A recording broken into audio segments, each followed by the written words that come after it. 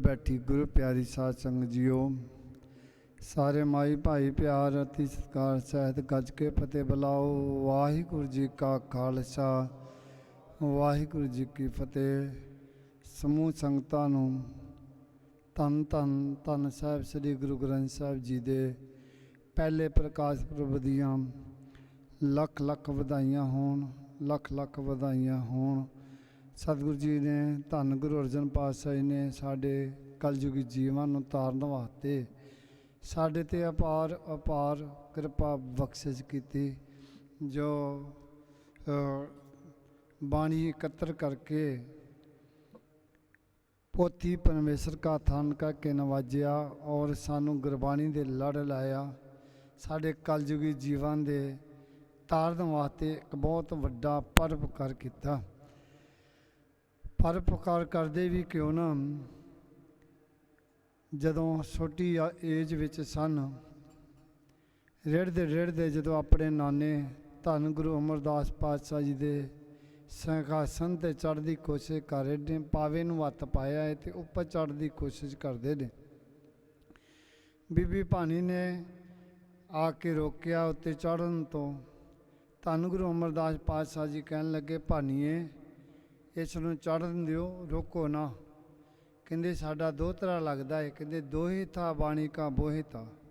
बेशक साडा दोहतरा लगता है, पर बाणी का समुंदर होवेगा, जहाज होवेगा।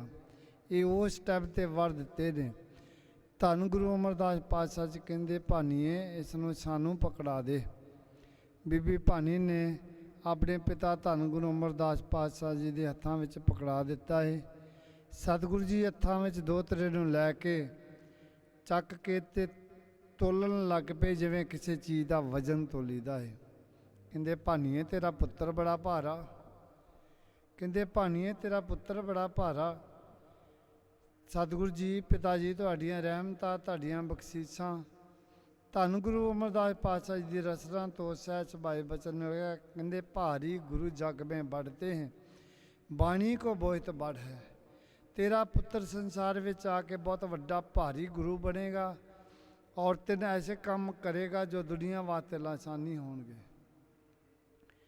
बीबी भानी कहती पिता जी किहड़े तीन काम करेगा? धन गुरु अमरदास पातशाह जी कहन लगे, सब तो पहला वड्डा काम ये करेगा, अपनी रसना तो बाणी उच्चारण करेगा। आप बाणी पढ़ते हैं सुनते हैं, देख लो कितनी बाणी धन गुरु अर्जन पातशाह जी की रसना तो आई। कहते दूसरा वड्डा काम ये करेगा, जिहड़ा सरोवर की उस टाइम की सेवा चल रही सी, धन गुरु रामदास पातशाह जी करवा रहे सन। तो वचन किया, कहते इस सरोवर विच सोहना हरमंदर तैयार करावेगा। देखो सतगुरु जी ने किड्डा वड्डा एक कारज किया। कहते तीसरा वड्डा काम ये करेगा, सारे गुरुआं की बाणी नूं इकत्तर करके एक गुरबाणी का ग्रंथ जहाज तैयार करेगा। इस भुली भटकी मनुखता नूं संसार समुंदर तो भव सागर तो पार लंघाउण वास्ते सचमुच उस दिन धन गुरु अर्जन पातशाह जी बाणी के बोझ ते हो निबड़े, जिस दिन भादो सुदी 1661 ईस्वी नूं सारे गुरुआं की बाणी नूं इकत्तर करके रामसर सरोवर के किनारे ते एक गुरबाणी का ग्रंथ जहाज तैयार कर दिता और हरमंदिर साहिब विच प्रकाश करके पोथी परमेश्वर का थान कह के नवाजा। सो एक कारज धन गुरु अर्जन पातशाह जी ने साढ़े कलयुगी जीवन नूं तारन वास्ते किया। उस टाइम ते बहुत सारे इस गुरबाणी नूं वर दिते। कहंदे सतगुर जदों प्रकाश किए ने ते बाबा बुढ़ा जी ने मुख ग्रंथी नियत किया और जिस दिन प्रकाश करते सन बहुत वड्डा भारी इकट्ठ किया गया। दिन नियत करके सारे ही मजहबां धर्मां नूं सुनेहे भेजे गए। कोई ये ना कहे कि मैनूं तां पता नहीं चलिया। तो सारे ही मजहबां धर्मां नूं इकत्तर करके सतगुरु जी ने बाबा बुढ़ा जी के सीते सरूप चकाया है तो आप पिछे चौर कर रहे ने। गुरु हरगोबिंद पातशाह जी साहिबजादे नाल ने और संगतां दे भारी इकट्ठ विच बाणी पढ़ते हुए अंदर ले जा रहे ने। लेकिन अंदर ले जाण तो पहला हरमंदिर साहिब के अंदर कीर्तन की प्रारंभता करवाई। ਜੋ ਅੱਜ ਵੀ ਆਪਾਂ ਦੇਖਦੇ ਹਾਂ ਕਿ ਗੁਰੂ ਸਾਹਿਬ ਦਾ ਸਰੂਪ ਆਉਣ ਤੋਂ ਪਹਿਲਾਂ ਉੱਥੇ ਕੀਰਤਨ ਦੀ ਪ੍ਰਾਰੰਭਤਾ ਹੁੰਦੀ ਹੈ। तो कीर्तन की प्रारंभता करवाई गई। जदों अंदर पहुँचे ने इस गुरबाणी के सत्कार वजों कीर्तनी सिंह उठ के खड़े हो गए ने।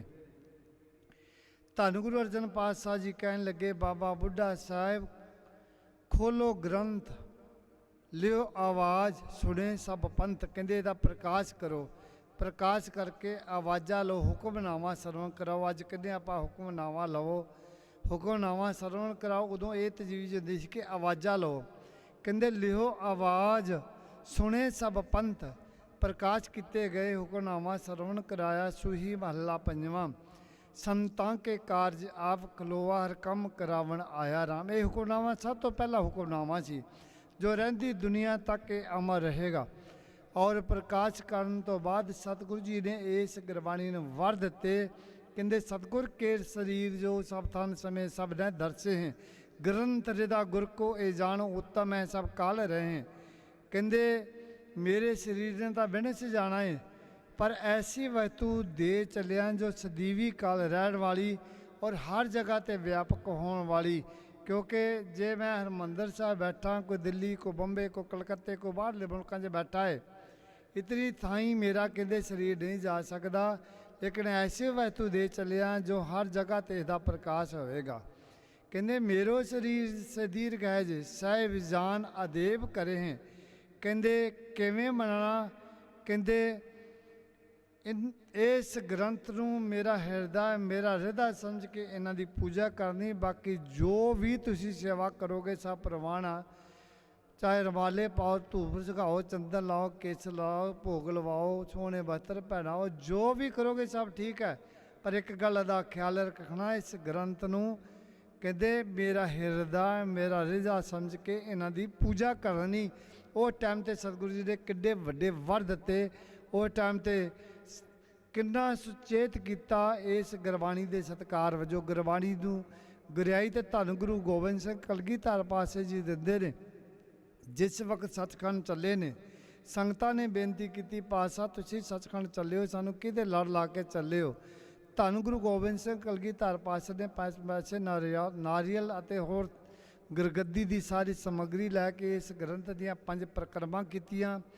परिक्रमा करके मूहरे रख के मत्था टेकिया, हुक्म लाया, आज्ञा भई अकाल की तभी चलायो पंथ। सब सिखण को हुक्म है, गुरु मान्यो ग्रंथ। कहते मेरा सिख जगत नूं हुक्म है, कोई बेनती नहीं की। बेनती का मतलब कि मन्ने चाहे ना मन्ने, हुक्म मनना पैंदा है। कहते सब सिखण को हुक्म है, कि हुक्म गुरु मान्यो ग्रंथ। नाले भी हुक्म लाता गुरु ग्रंथ जी मान्यो। किवें प्रगट गुरां की दे जागत जोत समझ के इन्हां दी पूजा करनी हुक्म ला दिता। तो धन गुरु अर्जन पातशाह जी ने जब प्रकाश किए उस टाइम ते इस बचन उस टाइम ते हुक्म ला दिता सी जिहड़ा गुरु गोबिंद सिंह जी ने लाया। कहते मेरो शरीर से दीर्घ है जे साहिब जान आदेव करे हैं। ये ऐसे कारज जो धन गुरु अर्जन पातशाह जी ने किए, तो ये करते भी क्यों ना, क्योंकि इतने वर प्राप्त सन छोटी आजू दे विच। कुछ ऐसा भी कारज होने लगा कि गुरबाणी विच मिलावट होने लगी और किसी की कच्ची बाणी उच्चारण करके उत्ते पिछे पिछे नानक पद लगाया जान लगा। ऐसिया बहुत ज़्यादा हरकत होने लगियाँ। और जे सरोवर तैयार करा तो बराबर का सरोवर तैयार कराता पर कोई ना जावे। तो पृथ्वी चंद कहता कि जे अर्जन बाणी उच्चारण कर सकता तो मैं क्यों नहीं कर सकता। तो सतगुरु जी ने धन गुरु अर्जन पातशाह ने सुखमनी साहब जी के पाठ विच जो बख्शिश की है, वो बख्शिश जिहड़ी सी वो बर्दाश्त नहीं हुई। पृथ्वी चंद भी बाणी उच्चारण करने की कोशिश करता है, पर बख्शिश कितों होवे। ये तो धुरों दरगाहों बख्शिश होंदी है। हाँ जी, सतगुरु गुरु अर्जन पातशाह जी उच्चारण करते हैं 8वीं पौड़ी दे विच, मन साचा मुख साचा सोए, अवर न पेखै एक सिबिन कोए, नानक के लसन ब्रह्म ज्ञानी होए। जिहदा मन सच्चा है, मुख सच्चा है, एक अकाल पुरख का पुजारी है, और किसी की मनौत नहीं करता, तो कहते वह ब्रह्म की अवस्था में ब्रह्म ज्ञानी है। इदा पंक्तियां के आधार पर प्रीति चंद कहता, एक ने कही दूसरे ने मानी, नानक दोनों ब्रह्म ज्ञानी। हुण एक बंदा कहता फलाने के छित्र मार दो, लपड़ मार दो, दी पग उतार दो, तो ये ब्रह्म ज्ञानी बन जाता है। जे कोई गलत काम करता, गलत दसिया दिंदा, वो ब्रह्म ज्ञानी नहीं बनया जाता। आम तौर पर सत्था से बैठे जो कोई गलबात नरदा करना हो तो आम तौर पर पंक्तियां उचारी जांदियां ने, पर गुरु ग्रंथ साहब जी के किते दर्ज नहीं। इन्हां दा मीनिंग भाव देखो तो की निकलता है। तो गलत काम करने नाल ब्रह्म ज्ञानी नहीं बनया जाता। होर भी कई घटनावां ऐसियां वापरियां शुरू होईयां। धन गुरु अर्जन पातशाह जी एक दिन किसी रिश्तेदार के भोग ते गए, उत्थे समागम चल रहा सी, रागी सिंह कीर्तन कर रहे सन, पर कच्ची बाणी पढ़ रहे सन, पिछे नानक पद लगाया गया। बड़ा खौफ होया सतगुरु जी नूं कि बाणी विच मिलावट होनी शुरू हो गई है। ऐसियां घटनावां नज़र आउंदियां देख के तां फिर सतगुरु जी ने वड्डा कारज किया, सारी बाणी इकत्तर करके तो हरमंदर साहिब विच प्रकाश कीते।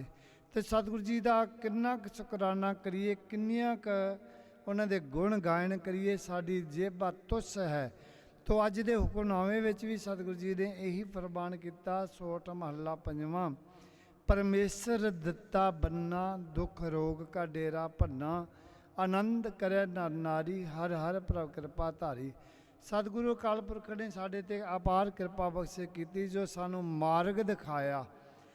मार्ग की दिता बख्शिया, जो गुरबाणी उचारण करके गुरबाणी दे लड़ लाया और गुरबाणी का ओट आसरा लैन वास्ते साढ़े ते बख्शिश की। दुख रोग का डेरा भन्ना, जिहड़े दुख कलेश ने बाणी दे लड़ लगन नाल, बाणी पढ़ने नाल सारे नष्ट हो जाते ने, खत्म हो जाते ने। आनंद करे नर नारी, हर हर प्रभ कृपा धारी। जदों सतगुरु जी की कृपा बख्शिश वरत जाती है तो सारे पासे आनंद की अवस्था बन जाती है।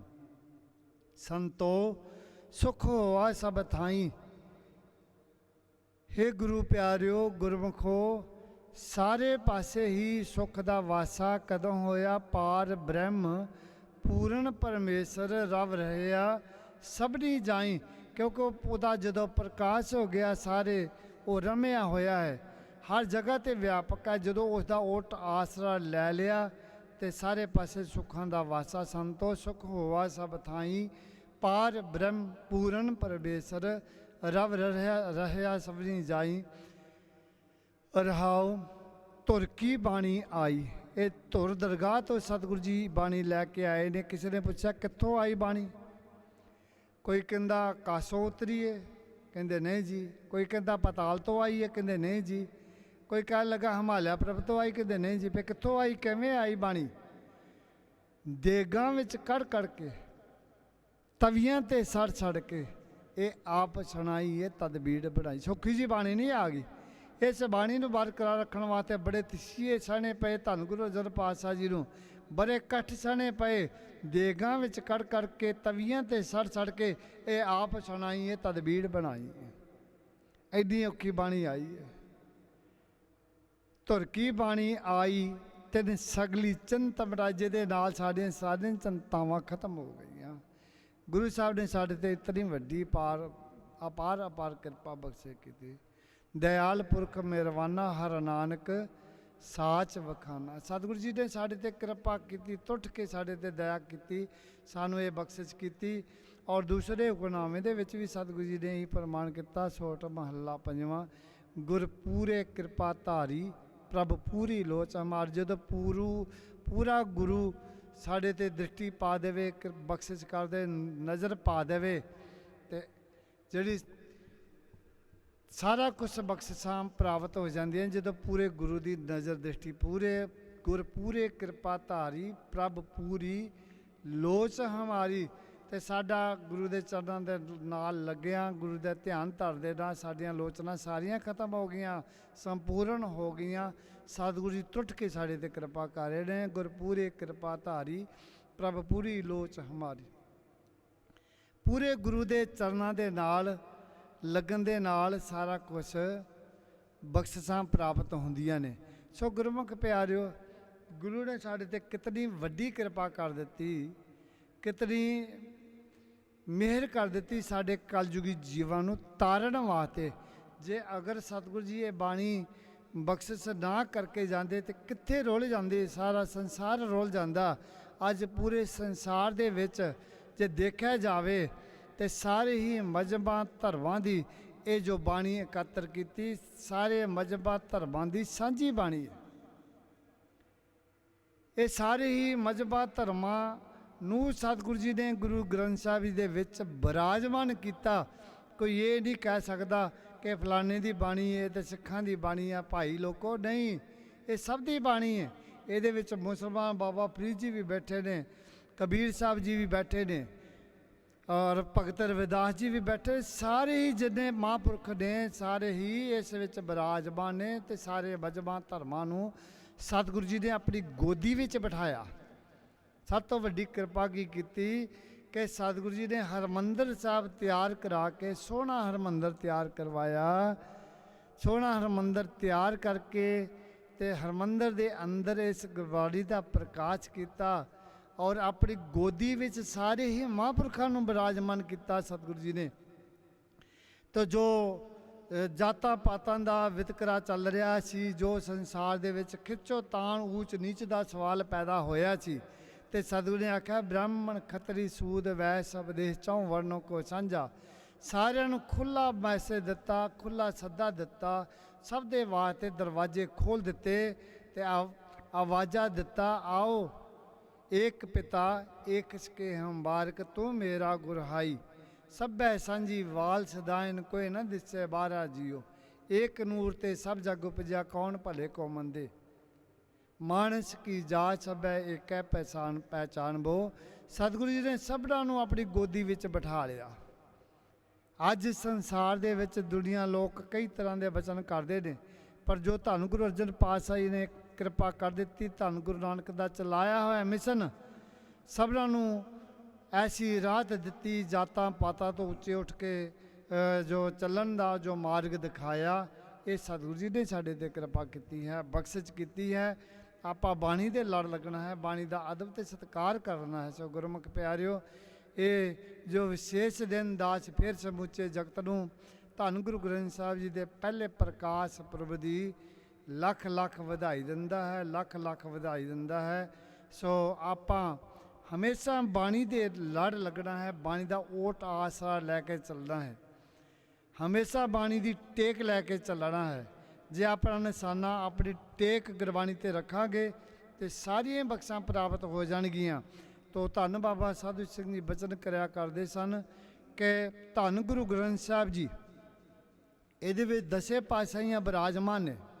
ਇੱਥੋਂ ਤੱਕ ਉਹਨਾਂ ਨੇ ਕਹਿਣਾ ਕਿ ਜਿਸ ਵੀ ਸਰੂਪ ਤੁਸੀਂ ਦਰਸ਼ਨ ਕਰਦੇ ਚਾਹੋ, ਉਸੇ ਸਰੂਪ ਵਿੱਚ ਤੁਹਾਨੂੰ ਗੁਰੂ ਸਾਹਿਬ ਦੇ ਵਿੱਚੋਂ ਦਰਸ਼ਨ ਹੋ ਸਕਦੇ ਨੇ, ਹੋ ਜਾਣਗੇ। ਧੰਨ ਧੰਨ ਪਿਆਰੇ ਬਾਬਾ ਨੰਦ ਸਿੰਘ ਜੀ ਨੇ ਜੇ ਪ੍ਰਗਟ ਗੁਰਾਂ ਕੀ ਦੇਖ ਮੰਨਿਆ ਤੇ ਉਹਨਾਂ ਨੇ ਕੋਈ ਦੁਨੀਆ ਦੇ ਸਾਹਮਣੇ ਢੌਂਗ ਨਹੀਂ ਰੱਸਿਆ। ਉਹਨਾਂ ਨੇ ਆਖਿਆ ਕਿ ਜਿਤਨੀ ਗੁਰਬਾਣੀ ਆ, ਇੱਕ ਓਂਕਾਰ ਤੋਂ ਲੈ ਕੇ 18 10 20 ਤੱਕ ਇੱਕ ਅੱਖਰ ਗੁਰੂ ਨਾਨਕ ਦਾ ਰੂਪ ਹੈ।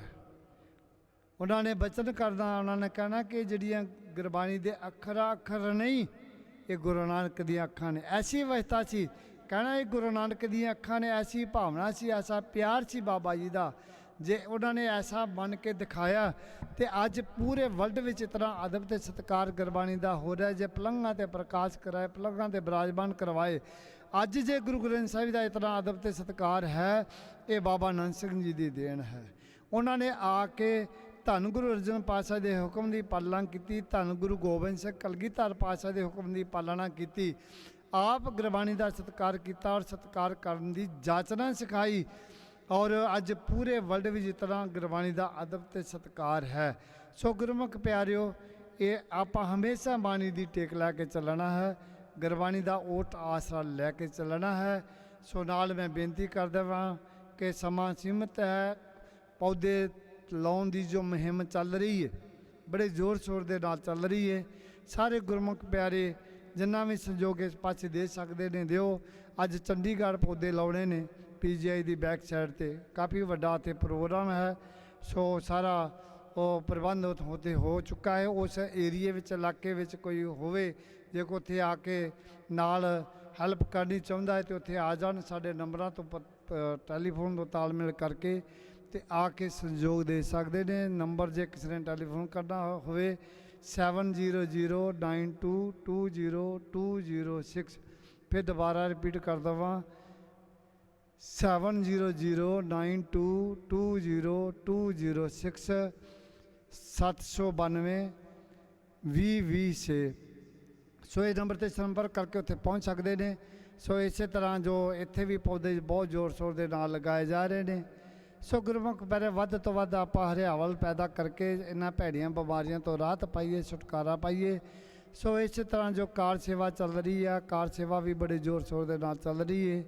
ਧੰਨ ਧੰਨ ਪਿਆਰੇ ਬਾਬਾ ਨਾਨਕ ਸਿੰਘ ਦੇ ਘਰ ਵਿੱਚ ਇਹ ਬਖਸ਼ਿਸ਼ ਹੈ ਕਿ ਸਾਰੇ ਸੰਗੀ ਜਨ ਉਦਮ ਕਰਕੇ ਉਪਰਾਲਾ ਕਰਕੇ, ਕਿਉਂਕਿ ਇੱਥੇ ਕੋਈ ਗੋਲਕ ਨਹੀਂ, ਇੱਥੇ ਕੋਈ ਗ੍ਰਾਹੀ ਨਹੀਂ ਹੁੰਦੀ। ਸਤ ਸੰਗੀ ਜਨ ਆਪ ਉਦਮ ਕਰਕੇ ਉਪਰਾਲਾ ਕਰਕੇ ਸਾਰੇ ਕਾਰਜਾਂ ਦੇ ਵਿੱਚ ਸਹਾਇਕ ਹੋ ਕੇ ਡਿਊਟੀਆਂ ਨਿਭਾ ਕੇ ਤੋ ਗੁਰੂ ਦੀਆਂ ਬਖਸ਼ਾਂ ਸ਼ੀਸ਼ਾਂ ਪ੍ਰਾਪਤ ਕਰਦੇ ਨੇ। ਬੜੇ ਹੀ ਤੇਜ਼ੀ ਦੇ ਨਾਲ ਸੇਵਾਵਾਂ ਚੱਲ ਰਹੀਆਂ ਨੇ। ਤਗੜੇ ਹੋ ਕੇ ਜਿਸ ਤਰ੍ਹਾਂ ਵੀ ਕੋਈ ਯੋਗਦਾਨ ਦੇ ਸਕਦਾ ਹੈ ਤਗੜੇ ਹੋ ਕੇ ਯੋਗਦਾਨ ਦਿਓ।